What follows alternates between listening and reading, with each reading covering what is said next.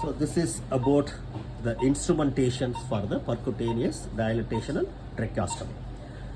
And this is the one which we are going to make the incision for 2 centimeter horizontal incision like this.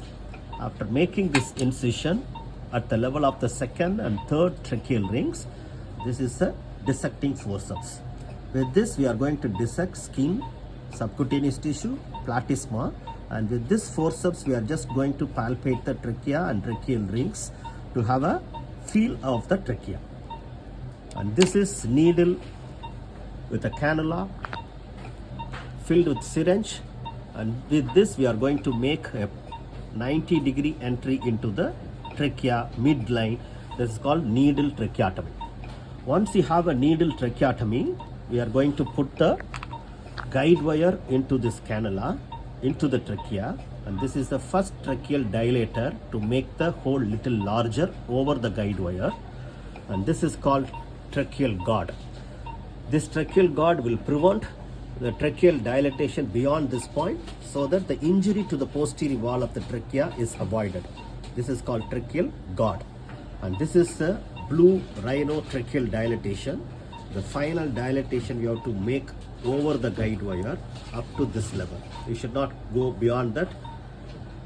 After making the rhino dilatation, this is the final which we selected the 6 millimeter inner diameter and outer diameter is of 10. This is a Shiley's tracheostomy tube. The 6 millimeter tracheostomy tube has a tracheal loader. This is called tracheostomy tube loader, the blue color. It will snugly fit into this so that it will make the entry into the trachea easy. So this is about the instrumentation of the PDT. Year-old female, and she came with a type 2 respiratory failure, and this type 2 respiratory failure is due to obstructive sleep apnea on her, because she born with a retrognathic maxilla and prognathic mandible with a large tongue, macroglossia, and she had underwent a cleft lip surgery and cleft palate surgery before, and it's an abnormal skull. And this girl cannot sleep in the supine position, all the time prefer either the prone or the lateral position due to the larger tongue obstructing the airway, obstructing sleep apnea. And she is having a very severe kyphoscoliosis of the thoracic spine, having a restrictive lung disease. So it's a combination of restrictive lung disease and obstructive sleep apnea. She came to our ICU with a type 2 respiratory failure, where we are not able to wean her out of ventilator, always depend on the ventilator. So we decided to go for a PDT on her. PDT performed in a pediatric population is not very common, because pediatric people always they prefer to go for a surgical tracheostomy, and this girl we decided to go for a percutaneous dilatation tracheostomy. And this is the landmark. This is the mandible midline.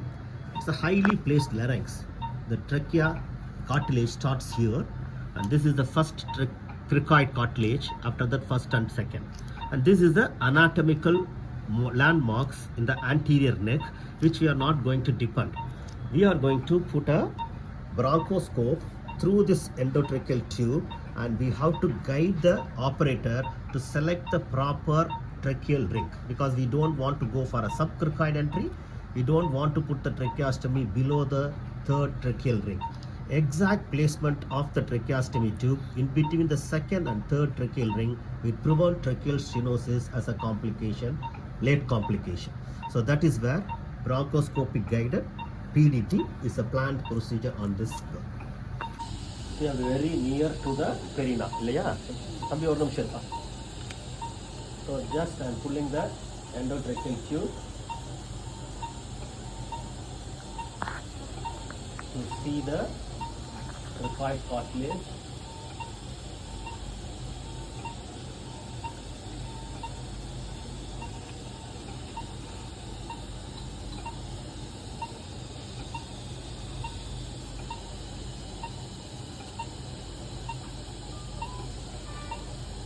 Just below the glottis.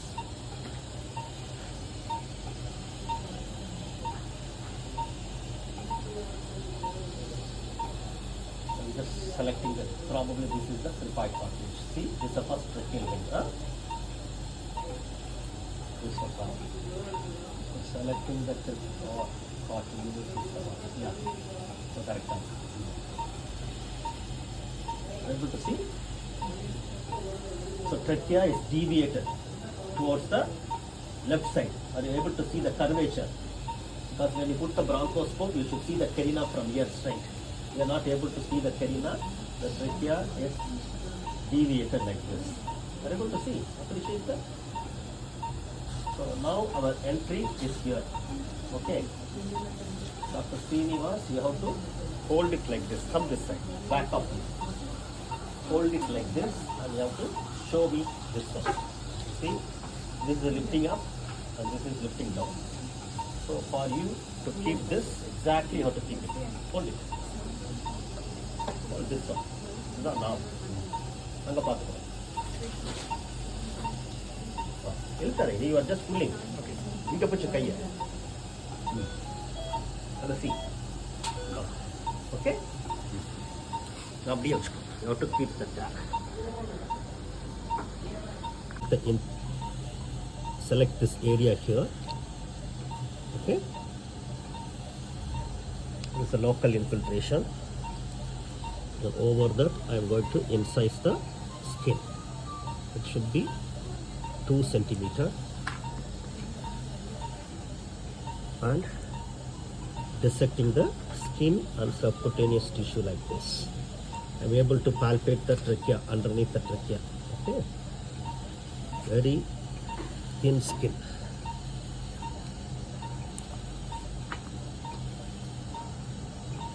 And now we are going to have an entry in the middle of the trachea. You can watch there. Entry.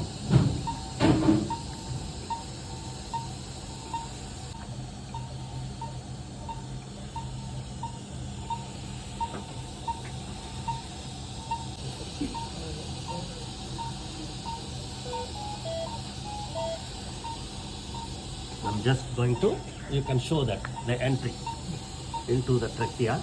The guide wire is entering into the trachea. It should come like this. It should go down below.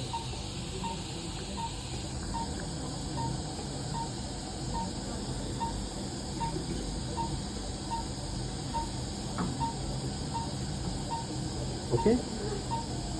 Should go towards the carina.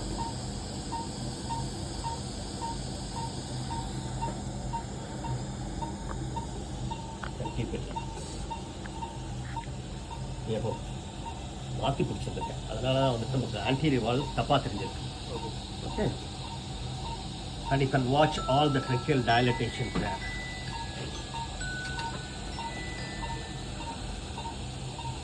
Hello. Now the guide wire is into the trachea, that's called needle tracheotomy, followed by we pass the guide wire.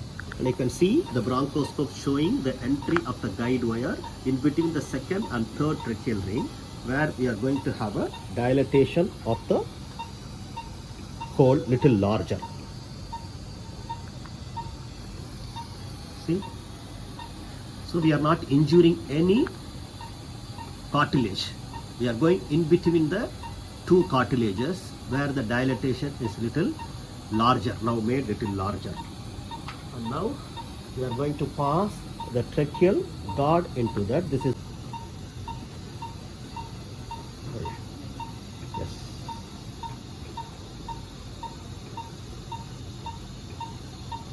See, this is the tracheal guard.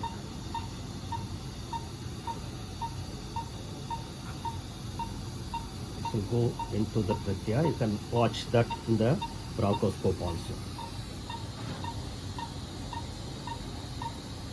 Okay, this is the tracheal guard. And through that, we are going to have this dilatation. And then you can watch the dilatation. This is called blue rhino tracheal dilator. You have to keep the guide wire inside always. And this blue rhino dilatation is going to dilate the trachea.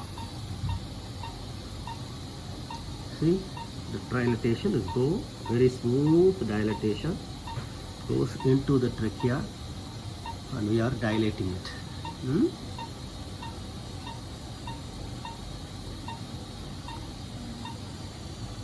Okay, we made the hole larger.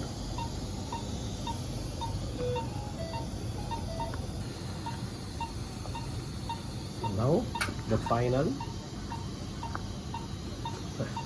6 millimeter tracheostomy tube is going to go inside.